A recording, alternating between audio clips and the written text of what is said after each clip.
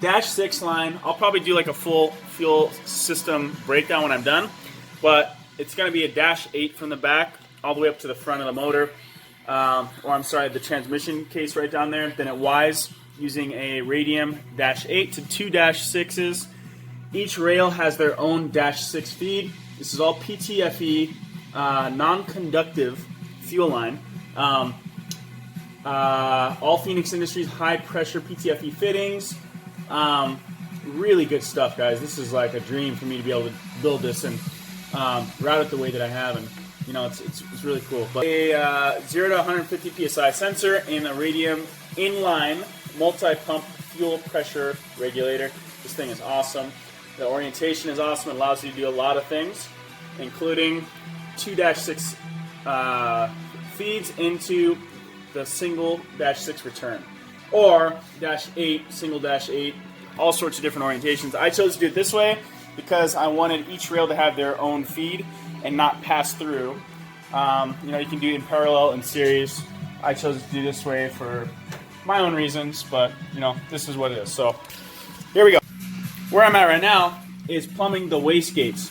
So I plumbed the recirculation valve. This is full race billet piece. We're not capping it off, right? We're not putting a blow-off valve there because BorgWarner designed this turbo to be used with this recirculation valve to take advantage of the revs and the extra pressure to recirculate it to actually help in response. With the wastegates, these are all going to be Dash 4. My boost control solenoid is going to be sitting right down here, and then these are going to be routed in a non-traditional type of way, which is dope to me because I kind of like doing things a little bit different, but only if I know that it's going to work. You know, so I kind of looked around and I saw a couple other cars doing it, you know, maybe not in drift, but the fact is that they're probably putting a little bit more boost into their cars, and this is working very well with the 2 wastegates, so this is what I'm doing. It's going to come up from here. We have a top and bottom port. Then you have 2 more banjos coming off. These are Dash 4, and they're going to be linked into the rear wastegate, so it's all linked through the front gate. Yeah, it's not even, but really with pressure, you don't need it to be like that. This will work excellent. You know, we're talking like fractions of like a second, you know, so not even like a millisecond or something. Long story short, you can say that the orientation I'll be hooking up the wastegates is like a daisy chain. So from boost control solenoid down here up to these 2 gates, or to these 2 banjos, top and bottom, and then top and bottom to the rear wastegate, top and bottom. These are old wastegates that I'm mocking up right now. The new ones are over there, but this will work for right now. Whew, all right, got the Prius being fixed. I don't know if you guys can see that. Brand new hybrid battery. Not from Toyota because it's a ripoff from Toyota. This is a 4-year, 48-month, unlimited mile warranty for $2,300. They come to you, install the battery right in front of your house, and yeah, they can't really beat that, you know, compared to $3,800 from Toyota for a 1-year limited mile warranty. So doing that, ordered a bunch of crap or a bunch of parts online. Got a lot of stuff in the works. Was talking with Kyle today about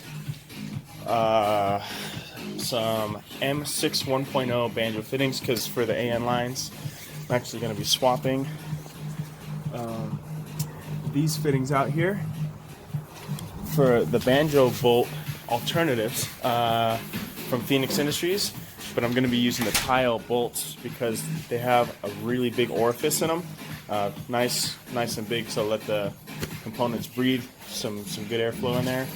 And again, it's 10 millimeter hex head, which is my thing. I love that so much. So yep, doing that. I need to figure out orientation in the rear where the water pump's going to be going, actually called Stewart again. And although I had these weld bungs welded on there, I ordered some of the Dash 16 outlets for the rear of the pump, just so that it might save me a little bit of space, and yeah, I don't know. But anyways, it looks nice too. Other than that, I think that's about it. So Gonna hit today pretty hard.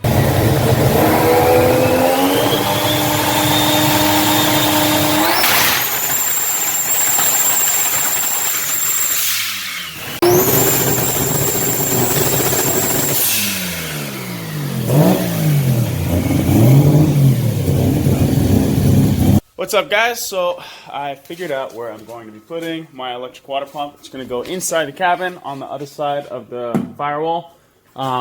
It's perfect right there. It'll be easy access. The only thing I'm worried about is a little bit of heat, but I'm pretty positive that pump can take it. A lot of times those things go in engine bays, and I do not think it'll be getting that hot in there. What I'm going to be doing right now is cutting a hole right where these two little marks are right there. Those are old holes from my old fuel system, the 2-8 lines. I'm going to be cutting that, making a nice square, big square, so I can fit the water lines through there, as well as the fuel lines and nitrous lines. So that's pretty exciting. I'm going to be running a nitrous express kit this season, kind of help out on the low-end transient. Bam! Just on the hit right there. Probably run it between 3 and 4,000 RPM, maybe even 2,500, but the car does idle at 17, so I don't want to go too low. Otherwise, I'll be, actually, I don't know. It might be better. We'll have to experiment with it a little bit, see what Abel thinks, and go from there. But I need to run all the plumbing so that everything's ready for it. Right now, just one step at a time, plumbing the coolant lines. So I'm going to cut that hole in the bottom of the sheet metal right behind the firewall.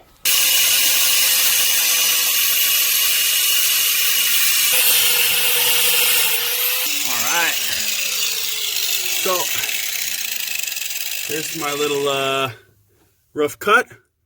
One thing I did make sure to do was be very, very, very careful, especially with the tight spaces and not that much room to work and everything. You have to be very careful to make sure that blade doesn't bite the metal and just freaking come straight back into your hand or something like that. So I just took my time with it. Yeah, it takes a little bit longer, but trust me, a little bit longer, which is really only like 15 to 20 seconds to make sure that everything is safe. It goes a long way so that you don't end up without a finger or worse, So yeah, just gonna grab a little hammer, knock that piece out, and then smooth out the edges.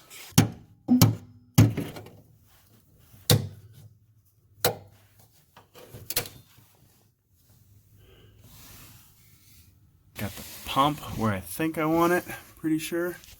What I did was put the 90 as far forward as possible, but I don't want to go too far forward because this section right here has to be closed off by a firewall and it has to meet up to this. So I am just thinking, brainstorming, lots of brainstorming.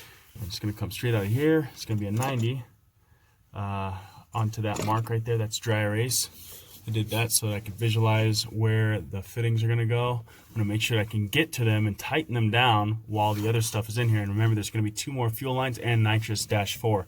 So I need to be very careful with the planning. This part is a lot of thinking, a lot of brainstorming, and kind of just preparation on and visualizing where I want things to go. So it's going to be straight. It's going to have the 90 to that. This thing isn't 100% flush. It's going to come through the wall like this, right? So that'll be the outside, and this is going to be the inside, so it's going to be protruding, say, about 2 inches. About 2 inches, and onto this, so I have to make sure that there's enough space to where it's not going to be all extra far out, and right now it's too far out, but that's why I had these pieces here, so I can mock up the space of how far it was. So I measured this length, and this mated with this lines up to just about the same measurement, so I can get a good idea of how it's going to line up, which is much better. So next is to put the radiator feed. This is going to be the return, and you want to make sure that the radiator is higher than the pump. That way the pump can just feed by gravity a little bit to be helped a little bit. That always helps. So I need to go grab the other 90 and mock up the second firewall bulkhead fitting. And yeah,